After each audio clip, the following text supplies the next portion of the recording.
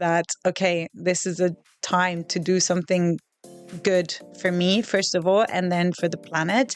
And I sort of started looking into different ways I can introduce sustainability in my life. One that is related to sustainability, and I keep reminding myself that sustainability is no longer about doing less like evil or less good. It's more about doing more good. I'm Farah Shammas. Welcome to Hotel Talk. We hope you enjoy listening to this friendly conversation between people connected by real life in hotels. Welcome back, everyone, to another lovely episode of Hotel Talk, where today I have with us a guest who is a marketeer turned sustainability philanthropist, entrepreneur. So Malvina Nicolaou is a lovely young lady, and it's the first time I'm actually meeting her in person, although I felt that I've known her for years, because during lockdown, our paths crossed. We did a couple of interviews, I think, together over Zoom at the time and Facebook with my group Cook Vegan. And since then, we've kept in touch. She's now a member of Farah's Club as well. And I'm just so excited to have her on Hotel Talk, telling you guys all about her life, but first and foremost about Rescuedbox, which is an absolutely brilliant idea of packaging unwanted fruits and vegetables and giving them the life they deserved. So I'm going to let her a second chance. Exactly. Please, Malvina, welcome first of all, and do tell us all about what you do. Thank you so much for inviting me first and foremost, and it's lovely to meet you in person finally. You've been one of the long-standing members of Rescuedbox and subscribers, so thank you so much for your loyalty. One. I've got everyone. My sister and all when she came to Cyprus has joined. Everyone I can, and I genuinely promote it, not because I have anything to gain, but because I really believe it's a wonderful idea. It's a great initiative, and it's a win-win for everyone. Yeah, exactly. It's affordable fruits and vegetables, minerals, vitamins, and fiber for everyone. And I just love it. Tell everybody about it. With the zero waste movement. So just to cover off what is Rescuedbox is exactly what you said. It's the unwanted fruits and veggies. Or the surplus. The surplus, or the ugly, or what they call them. The produce. And what we do is actually deliver it to your home, and they're fresh. Every week we get this from the producers, the farmers, straight from the fields. We package them up in a very sustainable way in our little carton box, and then we deliver it to your home.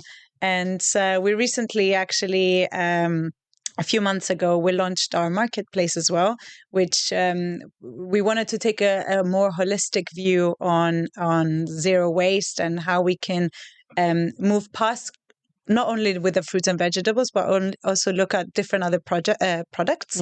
And we have in our marketplace from cereals to laundry detergents to anything that you can think of in terms of like household products, which they might have like some kind of like damaged packaging, which is not suitable for shelf life.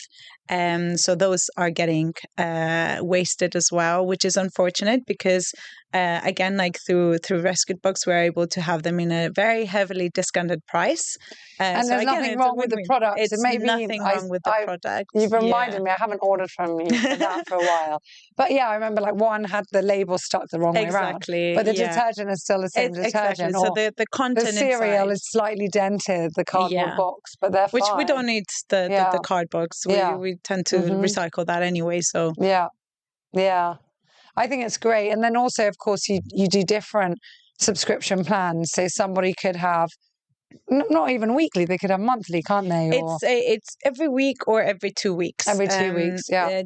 And then there's a small, medium, and large box. Exactly. Yeah. The idea behind the subscription frequency, if you will, is like you would consume within 2 weeks everything that you have, like in your fridge. So that's the idea behind like the weekly subscriptions and the bi-weekly ones.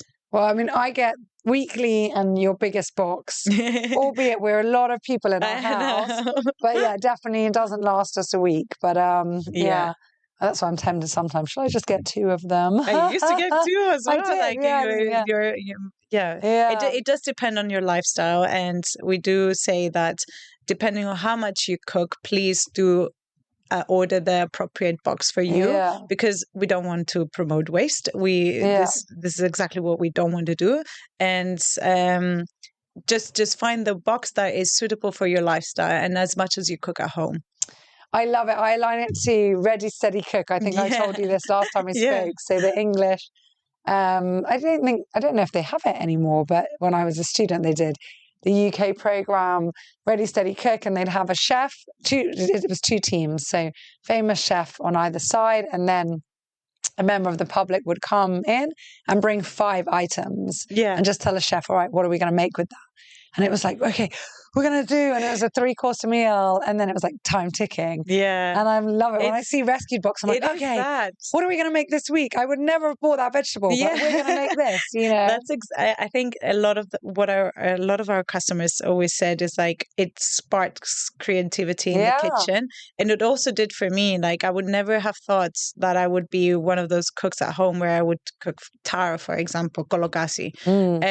It's something that my grandma used to make, and not something that I would ever imagine on actually trying different recipes with it as well. Exactly. Like, as we grow older, like the traditional. As we grow older, we're exposed to a lot more recipes, so you get a lot more creative. Yeah. Have you tried my kologasi steaks? I haven't. No. They're so good. They're on the I love chips, taro chips. The chips are good. And then you cut them like thin, and you put breadcrumbs, and then just in the oven. Oh my God. They're delicious. Yeah, I love that. I know, and it's so. This is what I love about Rescuedbox. We were able to create this community with like-minded people, and I get a lot of recipes from our customers as well. That say, I might post like a story, and someone definitely will reply with something that they've done at home as well, and it gives me ideas and to share with the rest of you. And yeah, I love the feeling of creating like a community, or what we call them as rescued warriors, because we are the warriors in trying to do every little bit that we can. Exactly. Everybody's, even just a little bit, it goes a long way. Exactly. So where are most of your customers from? I mean, obviously we're in Cyprus, but are they Cypriot? Are they expat? I mean... So it's a great mixture of both. Most of the customers that we have are located in Nicosia, but a lot in Limassol as well. And trying to push it. Yeah. Limassolians, you can do it. And a big expat community as well. Which is great to see that we're also exposed into different other communities in Cyprus. I love that. And what's been like your learning curve within launching this? I mean, I think you told me before you got the idea from the UK. Yes. I know that there is something similar in the UK and in the USA. Mm-hmm. So, and tell us how you got the idea, how you launched in Cyprus, and then how you've grown and what you've seen, while having this business. Yeah, so I was living in London. After I finished my studies, I worked in London, and I think COVID hit differently to a lot of people. Mm-hmm. For me, it was kind of the start of my sustainability journey. It was like pre-COVID as well. Like, I was always like a conscious person. I like to think, and like just doing every little bit that I can, like as my part of in this planet, I guess. And I think when COVID hit, it really, really hit me that, okay, this is a time to do something good for me, first of all, and then for the planet. And I sort of started looking into different ways I can introduce sustainability in my life, whether it was just literally from the simple things. I think people think about sustainability and zero waste from 0 to 1,000 like in one day, and it makes people anxious. Yeah, so daunting. Changing their lifestyle completely. But and I guess like this is one of the learning curves that I found, is like it's little steps. Mm-hmm. But continuously, like being patience with your little steps and seeing the change over time, not a change from like one day to the other, because it's not sustainable in that way as well.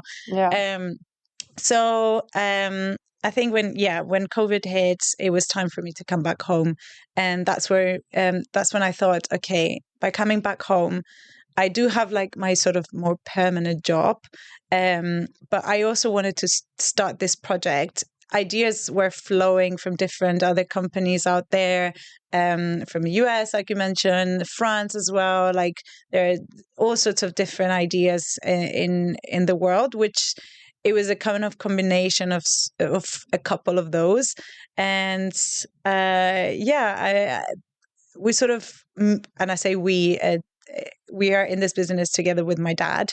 So it's sort of like a family project that we're doing together. And like with little humble steps, we slowly started in September 2020. So it is a COVID project, which is great to see that it's baby. Yeah, it is a COVID baby, and it's still alive after COVID. But it just goes to show so many good things did come out of COVID, despite, I mean, the very dark days that they were. Yeah, exactly. And I guess another kind of learning curve is every customer is different. I think their needs are different. It's just about understanding, and I want to continuously relay the message about sustainability. I don't want that to be lost in any kind of way, and the zero waste movement. I want to encourage others to keep trying, whether they are old customers, whether they're gone and they're coming back. I think that's been one of my most kind of like, in terms of like a learning curve, is how do I continuously educate people on this, not just like to come to Rescuedbox.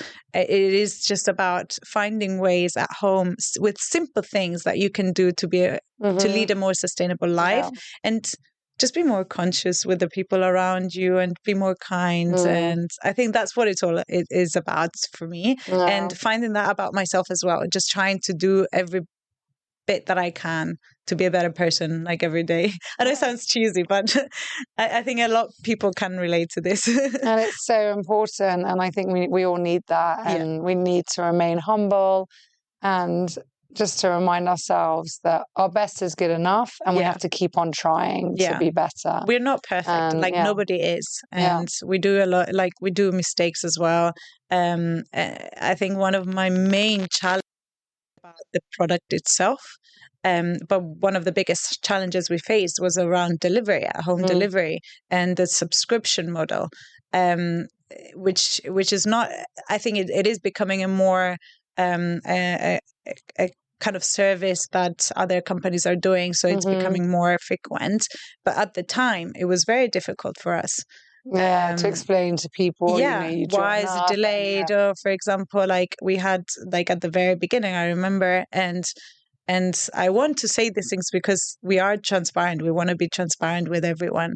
And do you deliver, or you have a company that does it? We deliver. We have like at the beginning we had a company, which again, like it's difficult because when it's not operated by you can't control everything, and I think that's where like and now we have our own but again, like it's sort of operated by a third party. Exactly. But it's fun to watch it grow. It's challenging. It's sometimes, it's I'm sure as a businesswoman, it can be mentally exhausting. Like just thinking about, oh yes, I need to do my best. I need to always look at my very best. I need to say these things. I need to do that thing. I need to, even from like posting one day, like, oh, I need to do that. And just sometimes I think, okay, you need to take a step back, Yeah, and I think sometimes we put too much pressure. Exactly. It's not the end of the world if you miss a day and you don't post. Or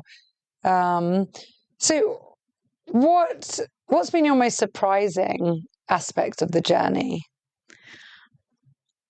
Like something that's that surprised you or shocked you, or I think how well it would have been received. I think that was my main concern, and especially that with it was well received, but you didn't expect it to be as well received. Because I think at the very beginning, because the Cypriot market is very different to how we are, like how I was used to in London, for example, and shoppers as well, they're very different. Everyone was used to going to the supermarket, like selecting, like nitpicking what they wanted to put into their cart. So having someone else doing that for you, and also not knowing, because it's not like you order 5 tomatoes, you just don't know. And exactly. Yeah. I think that's how well it was received. Like I had like families telling me, and I think you did it as well, like they were sort of playing different games with their fruits and vegetables with their children, like teaching them like colors and shapes and sizes with this like Rescuedbox, which was fantastic to see. And I think that was my main surprise, that like sometimes people might ask me, oh, what do you do for a living? I tell them, oh, I'm in marketing, but I also have this side project called Rescuedbox. Oh, so yeah, I've seen it. Yeah, it's just I didn't expect it, which I have is great. To say, I mean, I've been supporting you since the beginning, and I've never had, the only thing I had that was misshapen, and I loved it, and I think I used it on our post for Valentine's. Was a potato that was like a heart. It was so sweet. I think to us, like misshapen, it's different to how supermarkets might see a misshaped or like in different size. Like to us, you might see something and you might see it as perfectly normal, but supermarkets do have their sizes that they have to, like, you have a selection of like cucumbers, for example, they have to fit into that box onto the shelf, so they have to be at a specific size. So anything that is other than not that size, it gets discarded. Anyway, so what's your favorite thing to cook with your Rescuedbox or without? What do you like cooking? So I use up everything that I have in my house, like whatever it is. I don't tend to use a lot of onions, mainly because my husband doesn't like onions. Okay. So I love onions. Like I would put them everywhere. Yeah, I think we use them in every single meal. Onion and garlic is in everything. I mean, and most things have ginger as well. Exactly. So I love to top everything with spring onion whenever I can and whenever we have. But I think my favorite veggie would be zucchini. I love a zucchini and aubergines. I love aubergines. And I know some people don't like aubergines, which I find it a bit... and I just never realized that. Some people don't like them. Because it has such a... I guess it has a unique taste, but at the same time, it just I think for a lot of people, they like it because it's quite fleshy as a vegetable. So, I don't have them in my order because I have an allergy, unfortunately. But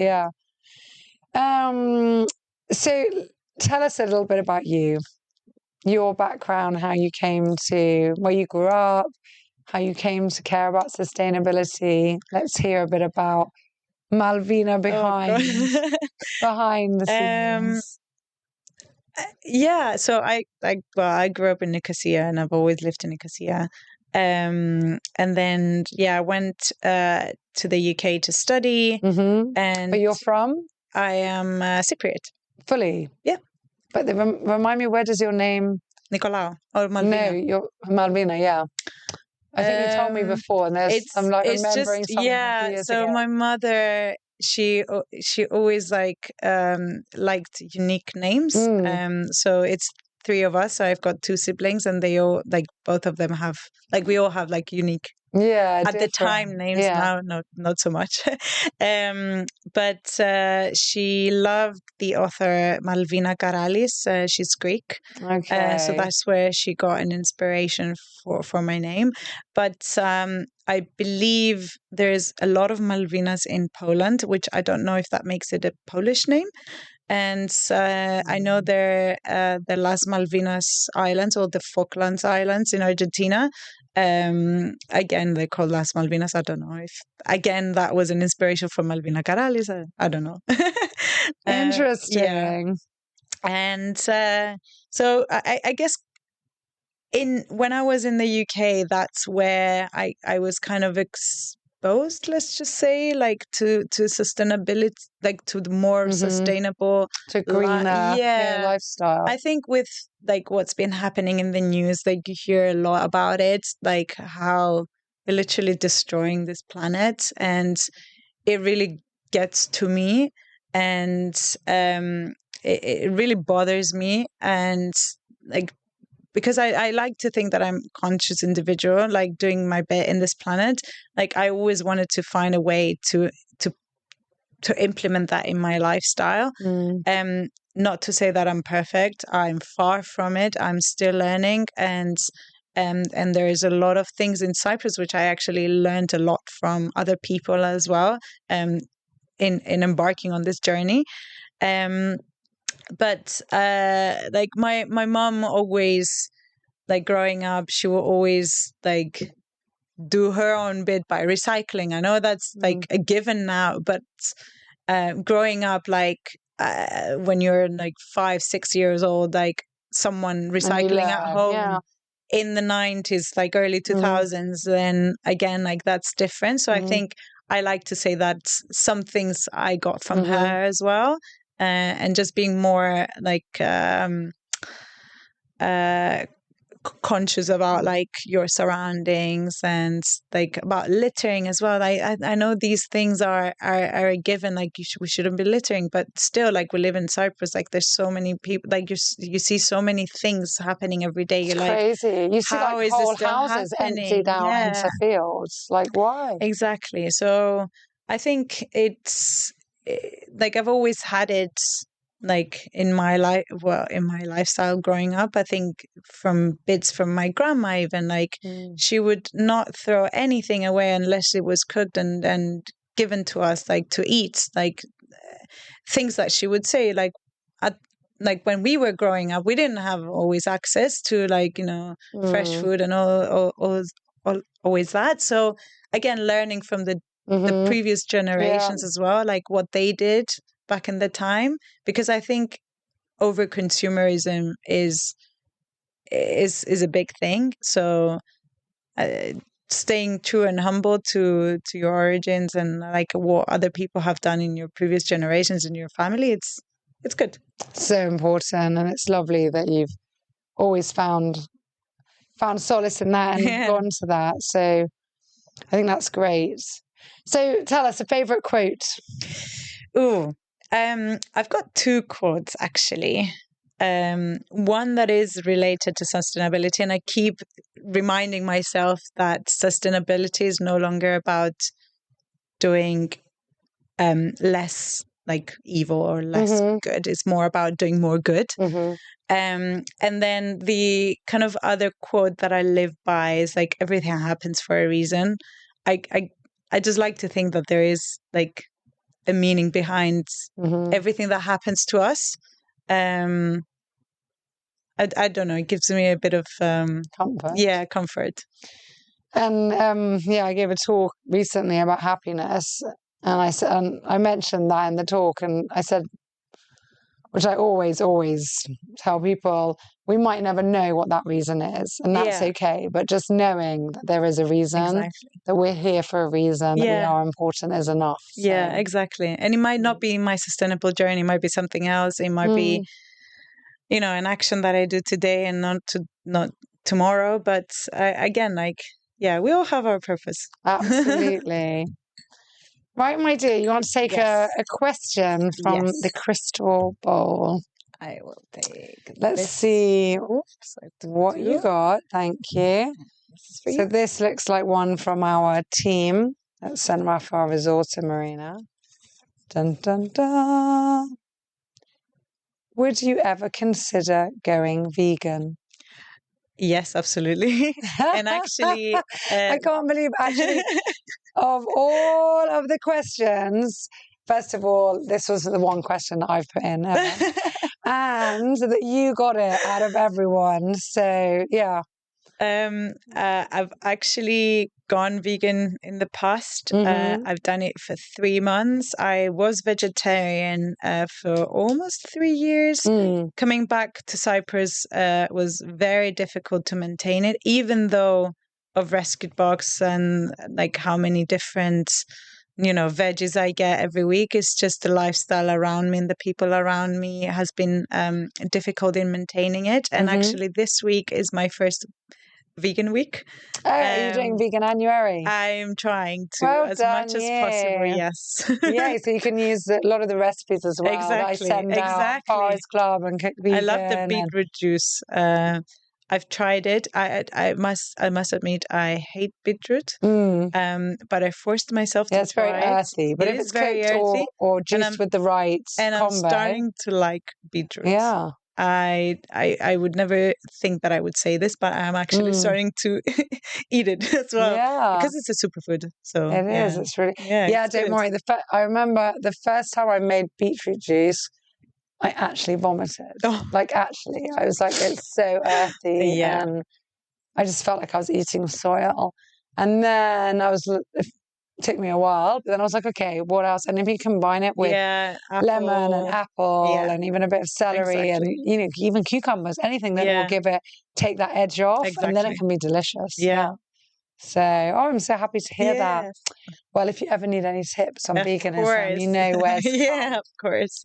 Well, thank you so much, my dear, for your time. Once again, I wish you all the success with Rescuedbox. Thank you, much appreciated. Everyone, if you're listening, and whichever country you're in, look up your closest equivalent.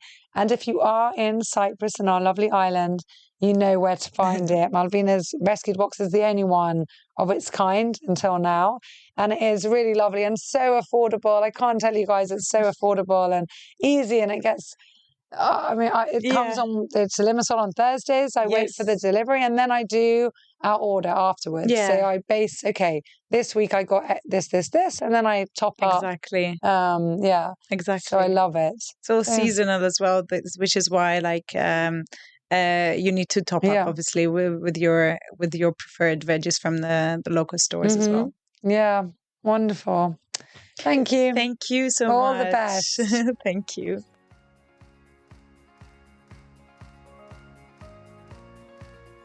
Thank you so much for listening to Hotel Talk, and I hope that you're enjoying every single moment of this exciting show. Don't forget to hit that subscribe button because it helps us more than you may realize. And if you can like and comment on whatever platform that you've chosen to listen to this podcast, that would be great.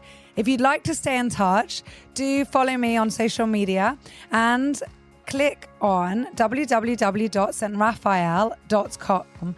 The exact website is in our show notes, and you can join our Seahorse Club where you can get exclusive offers and discounts and learn so much about our wonderful hotel here in Limassol, Cyprus. And also, if you'd like to email our reservations team and just quote Hotel Talk, they will be sure to give you an extra special price when you're booking your next trip with us. So we look forward to seeing you soon. Stay tuned. Listen up more, and feedback is always more than welcome. Thank you.